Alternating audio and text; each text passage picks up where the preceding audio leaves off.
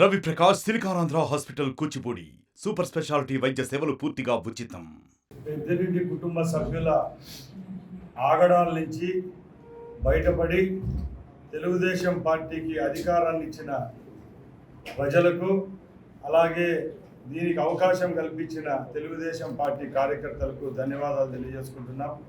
ముఖ్యంగా చిత్తూరు జిల్లా అయితేనేం, అన్నమయ్య జిల్లా అయితేం, తిరుపతి జిల్లా అయితేం, ఈ 3 జిల్లాల్లో గత 5 సంవత్సరాలు తెలుగుదేశం పార్టీ క్యాడర్ అయితేనేం, తెలుగుదేశం పార్టీ సానుభూతి పరులైతేనేం, ప్రజలైతేనేం ఎన్నో కష్టాలు పడ్డారు.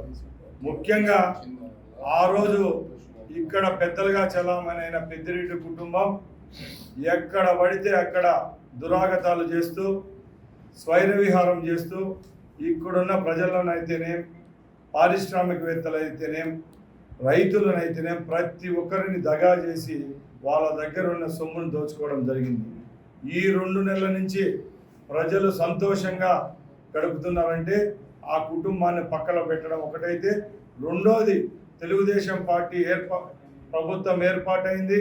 చంద్రబాబు నాయుడు గారు మరొకసారి ముఖ్యమంత్రి అయ్యారు.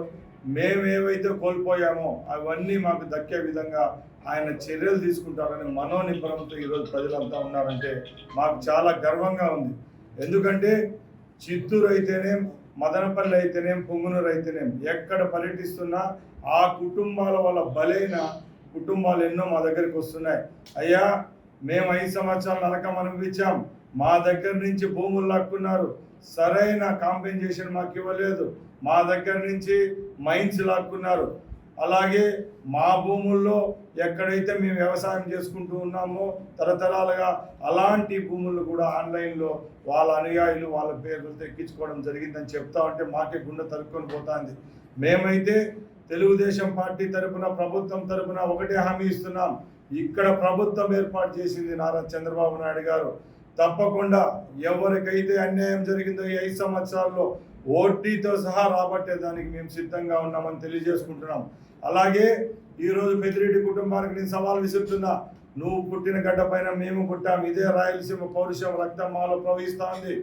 నువ్వు ఈరోజు నంగనాచిగా నువ్వైతేనేం, నీ కొడుకు అయితేనేం, నీ తమ్ముడు అయితేనేం చెప్తా ఉన్నారు. జగన్మోహన్ రెడ్డి ప్రభుత్వం పోయిన తర్వాత కొత్త ప్రభుత్వంలో ఎక్కడో అరాచకాలు జరిగినాయి, ఎక్కడో హత్యలు జరిగినాయి అని చెప్పి మీరు ఢిల్లీ లెవెల్లో పోయి ఈరోజు మొన్న భంగపాటు పడడం జరిగింది.